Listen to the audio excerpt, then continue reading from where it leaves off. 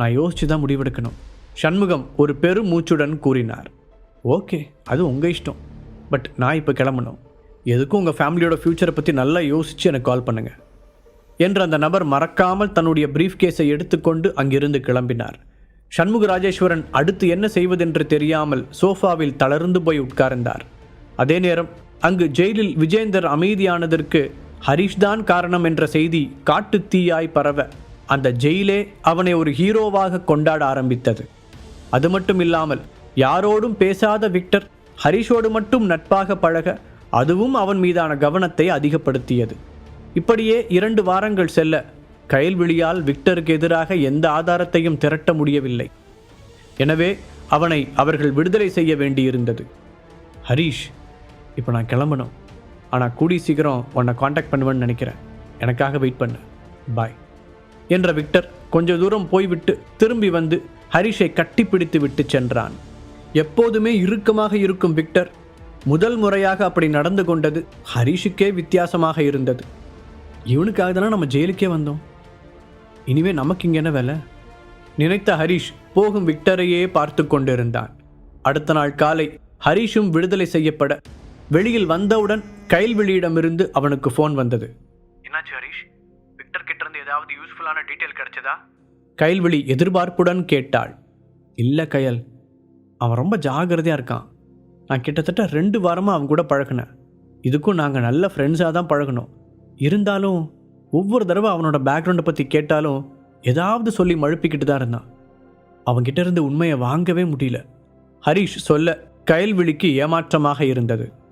ஒரு சின்ன டீட்டெயில் கூட கிடைக்கலையா? மறுமுனையில் அவள் கவலையுடன் கேட்டாள். அவளுடைய திட்டம் இப்படி மொத்தமாக தோல்வியடையும் என்று அவள் எதிர்பார்க்கவில்லை. சாரி கயல், அவன் எதை ஷேர் பண்ணிக்கணும் அப்படிங்கிறதுல ரொம்ப கவனமாக இருக்கான் சொன்ன ஹரிஷ். ஆனால் எனக்கு நம்பிக்கை இருக்கு, நிச்சயமாக அவங்கள பற்றி என்னால் கண்டுபிடிக்க முடியும் என்றான். ஹரிஷ், நீ என்ன பேசிட்டு இருக்கேன்னு உனக்கு ஏதாவது யோசனை இருக்கா? ஒரு ஆளால் அவங்கள கண்டுபிடிக்க முடியும்னு நினைக்கிறியா? லட்டு மாதிரி கையில் ஒரு சான்ஸ் கிடைச்சே நம்மளால எதுவும் பண்ண முடியல. நாங்கள் எவ்வளோ நாளாக அவங்கள தேடிட்டு இருக்கோன்னு உனக்கு தெரியுமா? இது வரைக்கும் ஒரு யூஸ்ஃபுல்லான டீட்டெயில் கூட கிடைக்கல. அப்புறம் ஹரிஷ், இதுக்கு மேலே நீ அவங்க கிட்ட இருந்து தள்ளி இருக்கிறதா நல்லது. நான் தான் உன்னை இதுக்குள்ளே கூட்டிகிட்டு வந்தேன். பட் என்னோட பிளான் ஃபெயிலியர் ஆயிடுச்சு. நாம் இதோடு முடிச்சுக்கிறது தான் பெட்டர். நீ போய் நீ உன்னோட வழக்கமான வேலைகளை பாரு. கயல்விழி எச்சரித்து விட்டு ஃபோனை வைத்தாள். என்ன கொடுமை இது, இப்படி பாதியில விட்டுட்டு போகிறதுக்கா நான் இப்படி ஜெயிலுக்கெல்லாம் வந்து இவ்வளோ கஷ்டப்பட்டுட்டு இருக்கேன்? கடுப்புடன் நினைத்தவன் ஃபோனை கட் செய்து பாக்கெட்டில் போட்டான். அடுத்து என்ன செய்யலாம் என்று யோசித்த ஹரிஷ், ஃபஸ்ட்டு தியானா மீடியாவுக்கு போவோம். நாம் ஜெயிலுக்கு வந்து கிட்டத்தட்ட 2 வாரமாச்சு. அங்கே என்ன நடந்திருக்குன்னு தெரிஞ்சுக்கணும். முடிவெடுத்தவன் ஒரு ஆட்டோவை அழைக்கலாம் என்று மெயின் ரோட்டிற்கு வந்தான். அப்போது உயரமாக ஒல்லியாக இருந்த ஒரு பையனும் இன்னொரு நபரும் ஹரிஷை நோக்கி வந்தனர். அவர்களை பார்த்து ஹரிஷ் கேள்விக்குறியுடன் புருவத்தை உயர்த்த, ஹரிஷ், எங்கள் பாஸ் உங்களை கூட்டிகிட்டு வர சொன்னார் என்று அந்த உயரமான பையன் கூறினான். முதல்ல உங்கள் பாஸ் யாருன்னு தெரிஞ்சுக்கலாமா? ஆர்வத்துடன் ஹரிஷ் கேட்க, எங்கள் கூட வந்தீங்கன்னா நீங்களே தெரிஞ்சுக்கலாம் என்றவன் ஹரிஷை அங்கு வந்த காரில் ஏறுமாறு செய்கை செய்தான். அரை மணி நேரம் கழித்து சிட்டியில் இருந்து கொஞ்சம் விலகியிருந்த அந்த பில்டிங்க்கு அவனை கூட்டி வந்தார்கள். வெளியிலிருந்து பார்க்க அந்த பில்டிங் எந்த வித்தியாசமும் இன்றி மற்ற கட்டிடங்களைப் போலத்தான் இருந்தது. உள்ளே போன போதுதான் அது ஒரு ஹோட்டல் என்று தெரிந்தது. வெல்கம் மை ஃப்ரெண்ட், நீ வெளியில் வரும்போது நான் உன்னை காண்டாக்ட் பண்ணுவேன்னு சொன்னல. கையை விரித்தபடி வந்த விக்டர் சிரித்துக்கொண்டே கேட்டான். இது உன்னோட வேலை தானா விக்டர்? அதுக்காக நீ இப்படி பயமுறுத்தியா கூட்டிட்டு வருவ? பதிலுக்கு சிரித்த ஹரிஷின் பார்வை அந்த பெரிய ஹாலை அலசியது. அங்கு கிட்டத்தட்ட 30 பேருக்கு மேல் இருந்தார்கள். அவர்களை பார்த்து ஹரிஷுக்கு ஆச்சரியமாக இருந்தது. இவங்களில் எத்தனை பேர் ஹெர்பல் மெடிசன்லையும் மார்ஷல் ஆர்ட்ஸ்லையும் எக்ஸ்பர்ட் ஆனவங்கன்னு தெரியலையே. யோசனையுடன் அவர்களை நோட்டம் விட்டான் ஹரிஷ். நீங்கள் எல்லாரும் என்ன வேடிக்கை பார்த்துட்டு இருக்கீங்க? உங்களோட ஃபியூச்சர் ஹெட்டுக்கு ஒரு ஹாய் சொல்லுங்க விக்டர் சத்தமாக கூற அவர்கள் எல்லோரும் உற்சாகமாக ஹரிஷை வாழ்த்த தொடங்கினார்கள். எல்லோரும் அவனை ஹெட் என்று அழைத்தார்கள். இதெல்லாம் என்ன விக்டர்? ஹரிஷ் அவனிடம் தயக்கத்துடன் கேட்க, சாரி ஹரிஷ், என்னால் ஜெயிலில் உங்க கூட ஃப்ரீயாக பேச முடியல. அதனால தான் வேணும்னே என்னோட ஐடென்டிட்டியை உங்ககிட்ட இருந்து மறைச்சிட்டேன் என்றான் விக்டர். அப்படியா? அப்படின்னா நிஜமாவே நீ யாரு? ஹரிஷ் தெரிந்து கொண்டே கேட்டான். மிரியட்ஸ் பற்றி ஏதாவது கேள்விப்பட்டிருக்கியா? நான் அந்த அமைப்போட முக்கியமான தலைவர்களில் ஒருத்தன். மற்றவங்களே என்னை பாஸ் இல்லைன்னா சார்னு கூப்பிடுவாங்க. நமக்குள்ளே அந்த ஃபார்மாலிட்டிஸ்லாம் வேண்டாம். நீ எப்பவும் போல என்னை பேர் சொல்லியே கூப்பிடலாம். பெருந்தன்மையாக விக்டர் கூற, என்ன மிரியட்ஸா? நிஜமாவா சொல்கிற?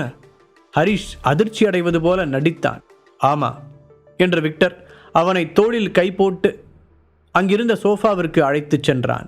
நான் உன்னை என்னோட ஃப்ரெண்டாக ஏற்றுக்கிட்டதால உன்னோட திறமைகளை நிரூபிக்க உனக்கு ஒரு சான்ஸ் கொடுக்குறேன். இனிமே சென்னையில் நடக்க போகிற மிரியட்ஸ்க்கு நீதான் ஹெட், விக்டர் கூற. இதுக்கு நான் சரியா இருப்பேன்னு நீ நினைக்கிறியா? ஹரிஷ் ஆச்சரியத்துடன் கேட்டான். உண்மையை கூற வேண்டுமென்றால் இந்த அளவிற்கு ஹரிஷே எதிர்பார்க்கவில்லை. அவன் இப்போதுதான் ஹெர்பல் மெடிசன் பற்றி ஆராய்ச்சிகள் செய்ய ஆரம்பித்துள்ளான். அதற்குள் ஒரு பெரிய அண்டர் கிரவுண்ட் கேங்கின் முக்கியமான பதவி அவனுக்கு தரப்படுகிறது. அப்போது என்ன முடிவெடுப்பது என்பது ஹரிஷுக்கு தெரியவில்லை. கண்டிப்பாக இதுக்கு நீ பொருத்தமானவன்னு எனக்கு தோணுது. அது மட்டும் இல்லாமல் என்னோட கம்பெனியில் சேர்ந்தா நீயும் லைஃப்பில் முன்னேற முடியும். உனக்கு இப்போ வேணால் எக்ஸ்பீரியன்ஸ் இல்லாமல் இருக்கலாம், ஆனால் இங்கே நடக்கிறதெல்லாம் கற்றுக்கிட்டதுக்கப்புறம் உன்னால் நல்லா செய்ய முடியும்னு நான் நம்புகிறேன். அவனுடைய தோளில் கை போட்டபடி சொன்னான் விக்டர். இதுக்கு நீ உடனே முடிவெடுக்கணும்னு கூட அவசியம் இல்லை. நல்லா டைம் எடுத்து யோசிச்சுக்கிட்டு கூட சொன்னால் போதும் என்ற விக்டரை நம்ப முடியாத ஆச்சரியத்துடன் பார்த்தான் ஹரிஷ். ஜெயிலில் ஒரு வார்த்தை பேசுவதற்கே அவ்வளவு யோசித்த விக்டர் இங்கு வேறொரு ஆளாக இருந்தான். ஆனாலும் அவனுடைய முகத்தில் இருந்த அந்த கம்பீரம் அப்படியே தான் இருந்தது. இல்லை, இது சரியா வருமானு எனக்கு யோசனையாக இருக்கு. எடுத்தவுடன் ஓகே சொன்னால் சந்தேகம் வரும் என்று நினைத்தவன் தயங்குவது போல நடித்தான். நான் உனக்கு நல்லது தான் செய்வேன் நண்பா. இங்கே இருக்கிற எல்லாருக்கும் நீ இன்சார்ஜாக இருப்ப. இவங்க மட்டும் இல்லை, இன்னும் சென்னையில் மட்டும் கிட்டத்தட்ட 300 பேர் இதில் இருக்காங்க. அவங்க எல்லாருக்குமே நீ தான் ஹெட், விக்டர் கூற. ஹரிஷுக்கு உள்ளுக்குள் குதியாட்டம் போட்டாலும் வெளியில் காட்டிக்கொள்ளாமல் சாதாரணமாக நின்றான். அப்புறம் உனக்காக இன்னொன்று கூட இருக்கு என்ற விக்டர் தன்னுடைய பாக்கெட்டில் தேடி ஒரு ஐடி கார்டை எடுத்து நீட்டினான். உனக்காக இதை நான் ஏற்பாடு பண்ணேன். இதில் எங்களோட மெயின் கம்பெனி இன்ஃபினிட்டி ஃபார்மசிட்டிக்கல்ஸ் பேர் இருக்கும். நீ எங்கே போனாலும் இந்த கார்டை காட்டினா போதும், நீ எங்களோட அமைப்பை சேர்ந்தவன்னு அவங்களுக்கு தெரிஞ்சிடும். விக்டர் சொல்ல, ஏலம் நடக்கும்போது அந்த பெண் காண்பித்த ஐடி கார்டு ஹரிஷின் ஞாபகத்திற்கு வந்தது. ஓ, அப்படின்னா இவங்க எல்லாரும் ஒரே கம்பெனி ஐடி கார்டை யூஸ் பண்ணுறதில்ல. ஆளுக்கும் வயசுக்கும் தகுந்த மாதிரி ஐடி கார்டை பிரிண்ட் பண்ணி தராங்க நினைத்த ஹரிஷ் ஒரு சிரிப்புடன் விக்டரை பார்த்தான். எங்களை பற்றி நிறைய பேருக்கு தெரிஞ்சிருக்கு. சில பேர் எங்களை ஒரு அண்டர் கிரவுண்ட் அமைப்புன்னு சொல்கிறாங்க. நாங்கள் பாரம்பரிய ஹெர்பல் மெடிசனையும் லேட்டஸ்ட் டெக்னாலஜியும் சேர்த்து புதுசாக மருந்துகளை கண்டுபிடிச்சிட்டு இருக்கோம். அது எல்லாத்துக்குமே மார்க்கெட்டில் பெரிய லெவலில் வேல்யூ இருக்குது. முக்கியமாக பவர்ஃபுல்லான பணக்கார கஸ்டமர்ஸ் நிறைய பேர் நம்மக்கிட்ட இருக்காங்க. இப்போதைக்கு இந்த ஃபீல்டில் நாம தான் நம்பர் 1 இருக்கோம் என்று பெருமையாக சொன்ன விக்டர் ஹரிஷுக்கு தெளிவாக எக்ஸ்பிளைன் செய்தான். இந்த மாதிரி ஒரு சான்ஸை நான் எப்படி வேணான்னு சொல்கிறது? அந்த ஐடி கார்டை வாங்கி கொண்ட ஹரிஷ் சந்தோஷமாக கூறினான். சூப்பர், இதைத்தான் நான் அவங்ககிட்ட எதிர்பார்த்தேன். நல்ல சான்ஸ் வரும்போது அதை கெட்டியாக பிடிச்சிக்கணும். அதை விட்டுட்டு நீதி நேர்மை கௌரவம்னு பேசிக்கிட்டு இருந்தால் லைஃப்பில் முன்னேறவே முடியாது. அட்வைஸ் செய்த விக்டர் திருப்தியாக புன்னகைத்தான். அதன் பிறகு கொஞ்ச நேரம் அங்கிருந்த ஹரிஷ் விக்டரிடம் சொல்லிக்கொண்டு வெளியே வந்தான். ஒருவேளை விக்டர் தன்னை ஃபாலோ செய்வதற்கு ஆள் ஏற்பாடு செய்திருந்தால் என்ன செய்வதென்று யோசித்த ஹரிஷ் நேராக தியானா மீடியாவிற்கு போவது ஆபத்தானது என்பதை உணர்ந்து கொண்டான். இப்படியே வீட்டுக்கு போனாலும் பிரச்சனையாயிடும், வேற எங்கே போகலாம் யோசித்தவனுக்கு சட்டென்று தீபக்கின் நினைவு வந்தது. அவனுடைய ஹோட்டலுக்கு சென்றவன் அங்கே குளித்து முடித்து ரெடியாகி நிக்கிதாவிற்கு ஃபோன் செய்தான். தியானா மீடியாவை பற்றி கேட்டவன் இன்னொரு பக்கம் தர்ஷினியை வரச் சொல்லி புதிய ஹோட்டலுக்கான வேலைகள் எந்த அளவிற்கு இருக்கிறது என்பதை பற்றியும் தெரிந்து கொண்டான். 2 வாரமாக ஊரில் இல்லாததால் அன்றைக்கு முழுவதுமே ஹரிஷ் பரபரப்பாகத்தான் இருந்தான். அதன் பிறகு வீட்டிற்கு சென்று அப்பா அம்மாவை பார்த்தவன் தன்னை யாரும் பின்தொடரவில்லை என்பதை உறுதி செய்து கொண்டு தன்னுடைய சீக்ரெட் பிளேஸிற்கும் போய்விட்டு வந்தான். அடுத்த நாள் காலையில் தீபக்கை பார்ப்பதற்காக ஹரிஷ் மீண்டும் அவனுடைய ஹோட்டலுக்கு வர அந்த ஹோட்டல் பில்டிங்கிற்கு வெளியே யாரோ ஒரு பெண் ஓடுவதும் கைகளில் கொடூரமான ஆயுதங்களோடு சில பேர் அவளை துரத்துவதையும் பார்த்தான். அவனுக்கு பக்கத்தில் ஓடி வரும்போது அந்த பெண்ணின் முகத்தை பார்த்த ஹரிஷ் அதிர்ச்சியில் உறைந்தான். பதட்டத்துடன் உயிரை கையில் பிடித்தபடி ஓடி வந்து கொண்டிருந்தவளின் முன்னால் போய் நின்றவன், திவ்யா என்னாச்சு, ஏன் இப்படி ஓடுறீங்க, ஜீவா எங்க என்று கேட்டான். ஹரிஷ், நீங்களா? இவங்க யாருன்னு எனக்கு தெரியல, என்னை கடத்துறதுக்கு முயற்சி பண்ணுறாங்க, அதனால தான் தப்பிச்சு ஓடிட்டு இருக்கேன் சொன்னவள் ஹரிஷை தாண்டி ஓட முயற்சித்தாள். திவ்யா நில்லுங்க அவளுடைய கையை பிடித்து தடுத்து நிறுத்திய ஹரிஷ் அவளுக்கும் அவளை துரத்தி கொண்டு வந்த ஆட்களுக்கும் நடுவில் நின்றான். யார் நீங்களா? எதுக்காக இவங்களை துரத்துறீங்க? ஹரிஷ் ஒரு சிங்கத்தின் கர்ஜனையோடு கேட்க, இங்கே பாடுறா ஹீரோவை, ரோட்டில் போகிற ஏதாவது ஒரு பொண்ணுக்கு ஆபத்துன்னா அப்படியே துடிச்சிட்டு வந்துடுவீங்களே. நாங்கள் யாருங்கிறத உன்கிட்ட சொல்லணும்னு எந்த அவசியமும் இல்லை. உன் வேலையை பார்த்துட்டு போடா. ஒழுங்கு மரியாதையாக இங்கே கொஞ்சம் விலகுனேனா எந்த சேதாரமும் இல்லாமல் அந்த பொண்ணை நாங்கள் தூக்கிட்டு போயிடுவோம். இல்லாட்டி அவளோடு சேர்ந்து நீயும் பரலோகம் போக வேண்டியதுதான். முன்னால் இருந்த ஒருவன் கூற, ஹரிஷுக்கு அவனை எங்கேயோ பார்த்தது போல இருந்தது. நெற்றியை சுருக்கி யோசித்தவனுக்கு சட்டென்று நினைவு வராமல் போக தலையை குலுக்கிய ஹரிஷ், இங்கே பாருங்க, இப்படி ஒரு பொண்ணை இத்தனை பேர் சேர்ந்து துரத்துறதுக்கு வெக்கமா இல்லை? மரியாதை இங்கிருந்து போயிடுங்க என்று மிரட்டி கொண்டிருக்கும் போதே சடனாக கூட்டத்தில் இருந்து ஒருவன் ஹரிஷின் மீது பாய்ந்தான். அதை எதிர்பார்க்காத ஹரிஷ் தடுமாறி பின்னால் நகர அதற்குள் அவன் கையில் இருந்த கத்தி ஹரிஷின் வயிற்றை கிழித்திருந்தது. ஐயோ ரத்தம்! திவ்யா அதிர்ச்சியுடன் கத்த, அதற்குள் மற்றவர்களும் அவர்கள் மேல் பாய்ந்து கைகளில் இருந்த ஆயுதங்களை வீச ஆரம்பித்தனர். ஹரிஷ், நீங்க இங்கிருந்து போயிடுங்க. அவங்க என்னதானே தேடி வந்தாங்க. வீணா எதுக்கு உங்களோட உயிரை பணைய வைக்கிறீங்க? திவ்யா அழுது கொண்டே கூற ஹரிஷ் அதை காதிலேயே வாங்கிக் கொள்ளவில்லை. முடிந்தவரை அவர்களை எதிர்த்து போராடத் தொடங்கினான். அவனுடைய உடம்பில் நிறைய கீறல்கள் விழ ரத்தம் வழியத் தொடங்கியது. அதை பார்த்த திவ்யாவால் கண்ணீரை கட்டுப்படுத்த முடியவில்லை. அவளுடைய உயிரை காப்பாற்ற உதவியவன் என்று ஜீவா கூறியதால் முதலிலேயே திவ்யாவிற்கு ஹரிஷின் மீது மரியாதை இருந்தது. ஆனால் அதை தாண்டி பெரிதாக எதுவும் அவள் யோசித்ததில்லை.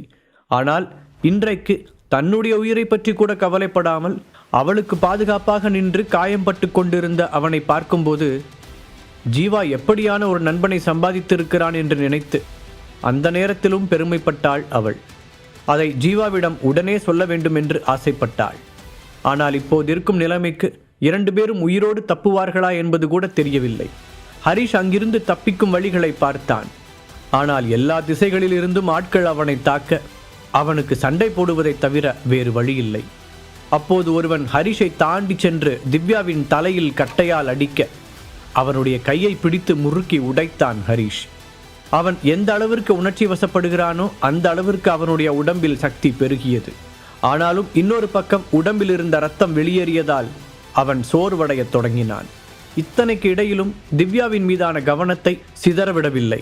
அப்போது ஹோட்டலுக்குள் இருந்து வெளியே வந்த சிலர் ஹரிஷை பார்த்து, அது நம்மளோட ஹெட்டு தானே என்று ஒருவருக்கொருவர் கேட்டுக்கொண்டனர். அவர்களில் ஒருவர் வேகமாக உள்ளே ஓடி அங்கு ஓரமாக உட்கார்ந்திருந்த விக்டரை அழைத்து வந்தான்.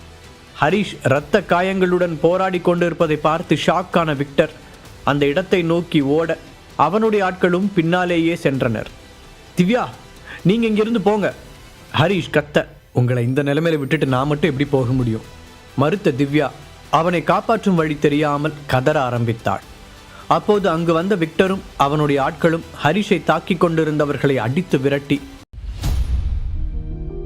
முழு கதையையும் கேட்டு மகிழ பாக்கெட் FM ஆப்பை டவுன்லோட் செய்யுங்கள். லிங்க் டிஸ்கிரிப்ஷனில் கொடுக்கப்பட்டுள்ளது.